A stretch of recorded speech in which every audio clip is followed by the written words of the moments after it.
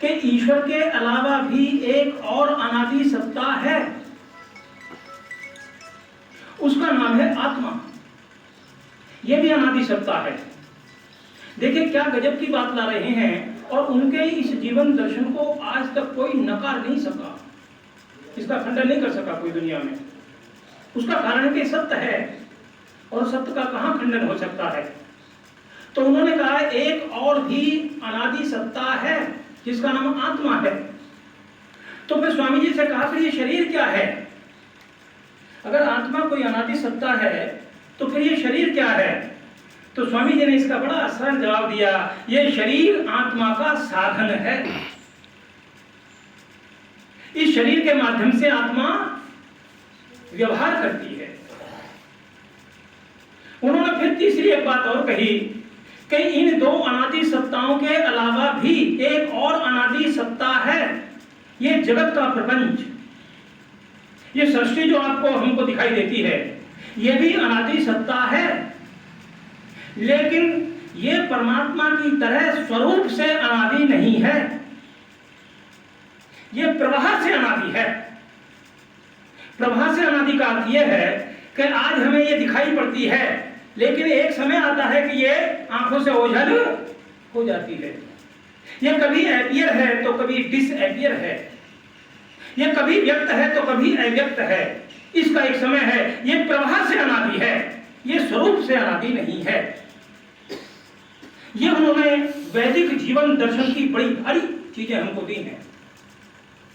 आगे उन्होंने एक और बात कही जीवन दर्शन की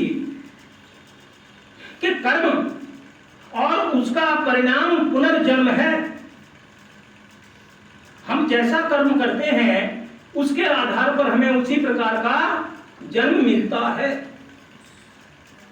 कर्म और उसका परिणाम पुनर्जन्म है, लेकिन ये जो परिणाम है परमात्मा की इच्छा नहीं है, और भाग्य नाम की भी कोई चीज नहीं है। भाग तो कर्मों का ही समुच्चय है, भाग क्या चीज है? तो मनुष्य जैसा करता है वैसा भरता है। चौथी बात उन्होंने और भी गजब की कही जीवन दर्शन की। उन्होंने ये कहा कि जन्म से न कोई छोटा है न कोई बड़ा है। कर्म से आदमी बड़ा हो जाता है और कर्म से ही आदमी छोटा हो जाता है। कर्म से ही आदमी ऊंच हो जाता है और कर्म से ही आदमी नीच हो जाता है। ऊर्ध्व पायन हसो निकेतना विश्वम समुद्रम तह कृधि न ऊर्ध्वांचल जीव से। यह प्रश्न है ऋग्वेद में, यह बताओ बड़ा कौन है छोटा कौन है, ऊंचा कौन है नीचा कौन है? कृधि न ऊर्ध्वांचल जीव से। कौन है जो बड़ा है, कौन है जो छोटा है? तो कहा कि जो चटाई पर बैठा है नीचे क्या वो छोटा है, और जो हवाई जहाज में दौड़ रहा है क्या वो बड़ा है? ऐसी बात नहीं है। चटाई पर बैठा हुआ आदमी भी बहुत बड़ा हो सकता है और होता है। झोपड़ी में रहने वाला भी बड़ा होता है और महलों में रहने वाला भी छोटा हो सकता है। ये सब कर्म के आधार पर है। कर्म से आदमी ऊंचा हो जाता है और कर्म से ही आदमी नीचा हो जाता है। ये स्वामी दयानंद सरस्वती ने जीवन दर्शन दिया। एक और बात उन्होंने कही जीवन दर्शन की, सब प्रकार की समानता पर आधारित। देखिए कितने गजब की बात स्वामी जी कहते हैं। सभी प्रकार की समानता पर आधारित व्यक्तिगत कल्याण और सामाजिक कल्याण एक दूसरे के पूरक हैं। बहुत गजब की बात है, बड़ी गहरी बात है। अकेला व्यक्ति अपना कल्याण नहीं कर सकता, समाज के साथ ही कल्याण हो सकता है और समाज के साथ व्यक्ति का कल्याण होता है। इसलिए उन्होंने नियम भी दिया है कि प्रत्येक को अपनी ही उन्नति में संतुष्ट न रहना चाहिए, सबकी उन्नति में अपनी उन्नति समझनी चाहिए। यह व्यक्तिगत कल्याण सामाजिक कल्याण का पूरक है और सामाजिक कल्याण व्यक्तिगत समाज कल्याण का पूरक है। ये वैदिक दर्शन है स्वामी जी का दिया हुआ, ये संक्षेप में बता रहा हूं आपको। एक और बात उन्होंने गजब की कही कि इंसान का भगवान से सीधा रिश्ता है, सीधा रिश्ता, लेकिन बीच में कुछ मीडिएटर बैठे हैं। मंदिर में पुजारी बैठा है, मस्जिद में मुल्ला बैठा है, चर्च में भी कोई बैठा है फादर। तो ये जितने भी बीच में मीडिएटर बैठे हैं, अगर इन्हें दलाल कहा जाए तो कोई गलत नहीं है। ये दलाल इंसान को परमात्मा से नहीं मिलने देते, जबकि इंसान का भगवान से सीधा रिश्ता है, लेकिन ये मीडिएटर बीच में खड़े हुए हैं जो इंसान को गुमराह कर रहे हैं और भगवान से नहीं मिलने देते। ये बात कुछ कठोर हो गई, और इतनी कठोर हो गई कि जिनकी दुकानदारियां चल रही थीं धार्मिक आधार पर, और कहना चाहिए धर्म पर, उन्हें खल गई बातें, और स्वामी जी को अनेकों बार क्या लेना पड़ा, क्या पीना पड़ा, जहर पीना पड़ा। लेकिन सत्य बात उन्होंने कही। ये स्वामी दयानंद का दिया हुआ जीवन दर्शन है। उन्होंने केवल एक ही दिशा में नहीं, अनेकों दिशाओं में काम किया है। उनसे यह पूछा धर्म क्या है। पुणे में जब उनके लेक्चर हो रहे थे तो उनसे पूछा, स्वामी जी ये बताओ धर्म क्या है, ये धर्म क्या चीज है। हम टीका लगा लेते हैं, धार्मिक हो जाते हैं, हम कलावा बांध लें, धार्मिक हो गए, हमने चोटी रखा ली, धार्मिक हो गए, हमने दाढ़ी रखा ली, धार्मिक हो गए, तरह तरह के कपड़े पहन लिए रंग बिरंगे, धार्मिक हो गए। तो ये धार्मिक क्या है, धर्म क्या है। स्वामी दयानंद ने बड़ा सीधा सरल उत्तर दिया, और ऐसा उत्तर दिया जो आखिरी आदमी भी समझ ले, अनजान से अनजान आदमी जान जाए कि धर्म क्या है। मनु महाराज से भी प्रश्न हुआ था कि धर्म क्या है, जब मनुस्मृति लिख रहे थे। उन्होंने कहा धर्म एक इतना विशाल मामला है, उसकी परिभाषा नहीं की जा सकती धर्म की।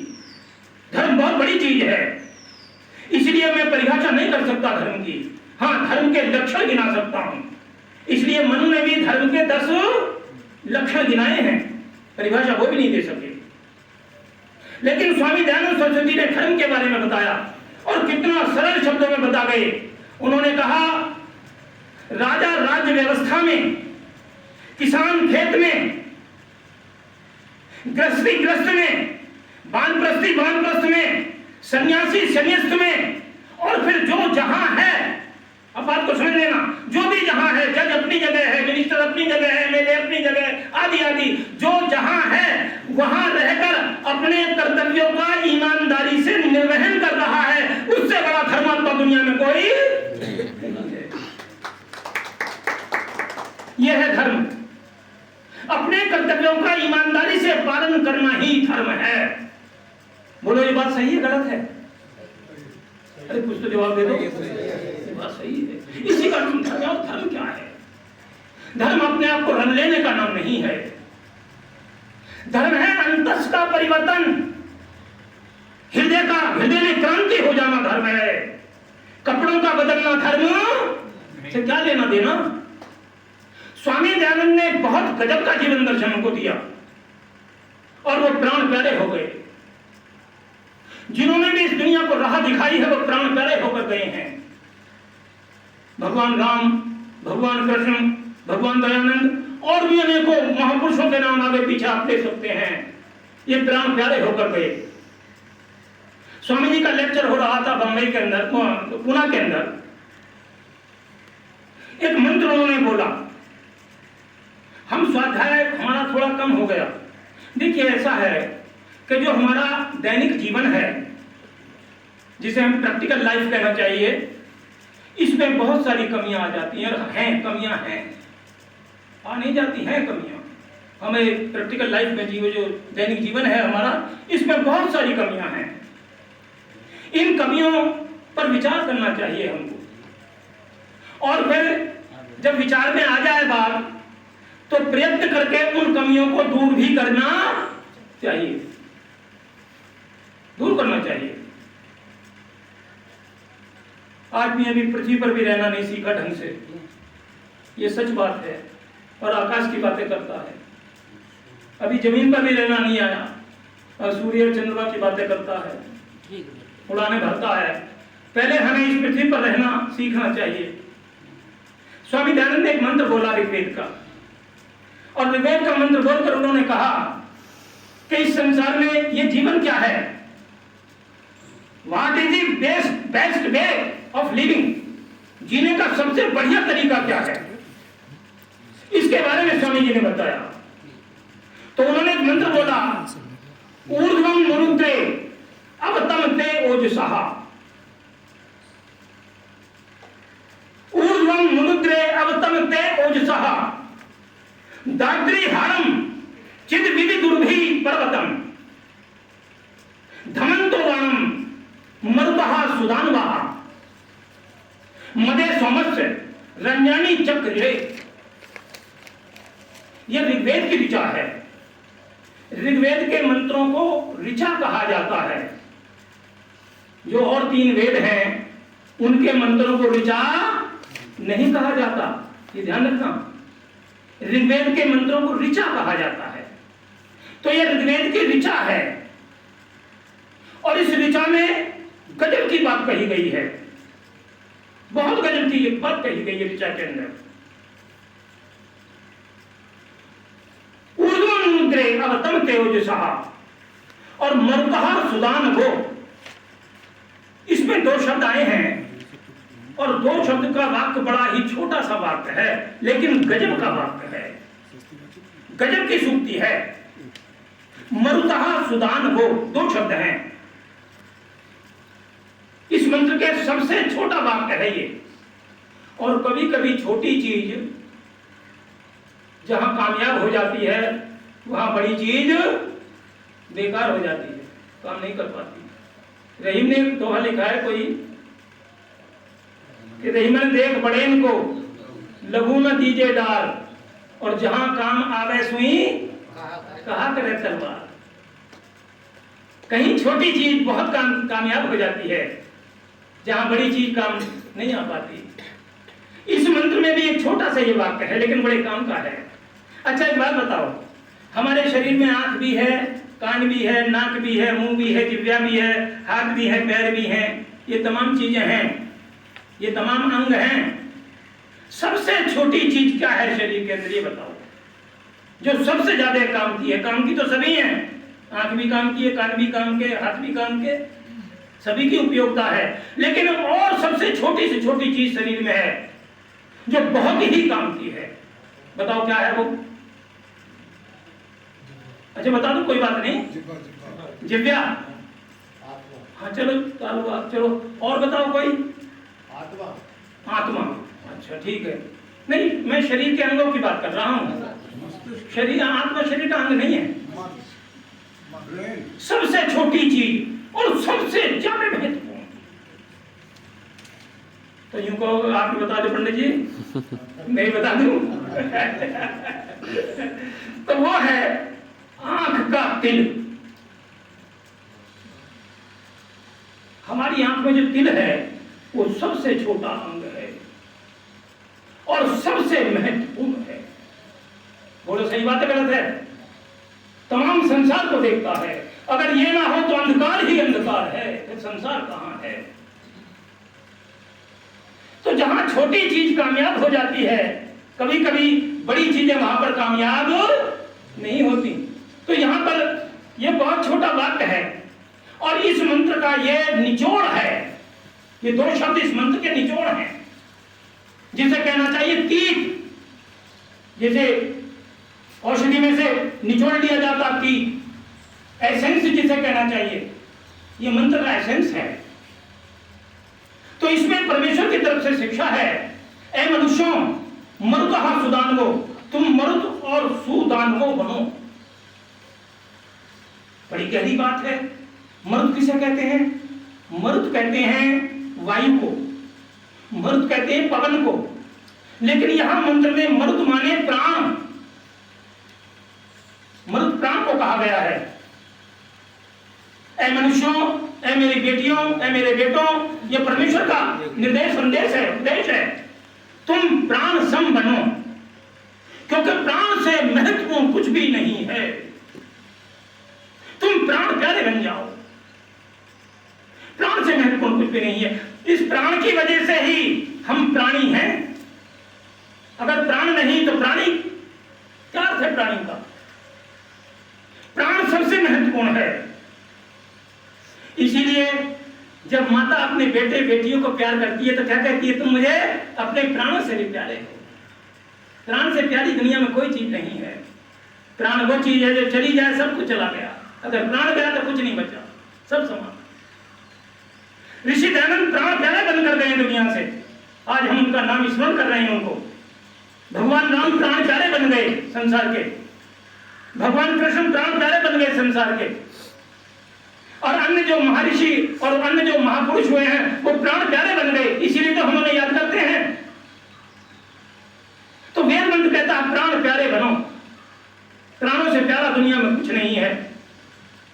मुझे एक बात याद आती है, आंख बोली मैं बड़ा, मैं बड़ी, कान बोला भला तू कैसे बड़ी, मैं बड़ा, अगर मैं ना हो सुनाई कैसे देगा, आंख ने कहा मैं ना होती तो दिखाई कैसे देगा, हाथों ने कहा मैं ना हो तो काम कैसे हो चलेगा, पैरों ने कहा मैं ना हो तो चलेगा कैसे ये शरीर। तो सब में झगड़ा हो गया कि मैं बड़ा, मैं बड़ा। प्राण भी एक तरफ बैठा सुन रहा था। ऐसा न समझना कि सच्ची बात है, ये समझाने के लिए है। प्राण ने कहा भाई आपस में क्यों लड़ते हो? जब ज्यादा ये संघर्ष हो गया, कूल पकड़ गया संघर्ष, तो प्राण ने कहा अपने स्वामी के पास जाओ और उनसे पूछो तुम में बड़ा कौन है। तो इन इंद्रियों के स्वामी कौन है? मन ना, इंद्र। कौन है? इंद्रियों के स्वामी इंद्र हैं। तो ये इंद्र के पास गए, ये जितने भी अंग थे सब ये इंद्र के पास गए। इंद्र ने पूछा कैसे आए हो, क्या काम है? कि महाराज हमें संघर्ष हो गया, झगड़ा हो गया। प्राण ने कहा आंख कहती है मैं बड़ी, कान कहता मैं बड़ा, हाथ कहते हैं मैं बड़ा, दिव्या कहती है मैं बड़ी, अगर मैं ना हूं तो बोलेगा कैसे शरीर, इसके माध्यम से कैसे बोला जाएगा। तो इंद्र बड़ी पशुपेश में पड़ गए, कहने लगे कि मैं किसको बड़ा बताऊं। ऐसा करो कि ये बाद में बताऊंगा कि कौन बड़ा है तुम में, पहले एक एक महीने की छुट्टी लेकर चले जाओ। तो आंख एक महीने की छुट्टी लेकर चली गई। एक महीने बाद आई तो शरीर से पूछा उसने कैसे रहे। शरीर ने कहा जैसे अंधा रहता है, फिर भी जिंदा रहा। कान भी एक महीने के लिए चला गया, एक महीने बाद आया। शरीर ने कहा जैसे बहरा रहता है। जिव्या एक महीने के लिए छुट्टी ले गई, आई कि जैसे गूंगा रहता है।